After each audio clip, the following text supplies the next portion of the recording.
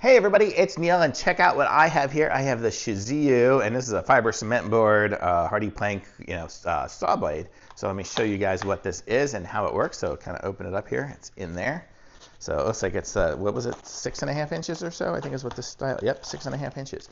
So it is. So if you've done any kind of like fiberboard cutting or something like that, you don't use just a traditional saw blade because it'll just kick stuff up everywhere and just not be good. So what this one here has, let me open it up. You can kind of see it's not super sharp except for like these little parts here, but it gives you the ability to just cut through whatever with this, and it won't be just shooting up crap everywhere or just kill your blade, because this one here is its own little hardened blade. So really cool. Actually, it looks pretty cool.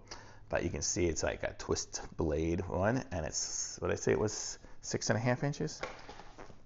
6.5 inches. So this is what you need if you need it. So totally awesome. So if you're gonna be cutting some fiberboard and stuff, you get one of these for sure. Thumbs up.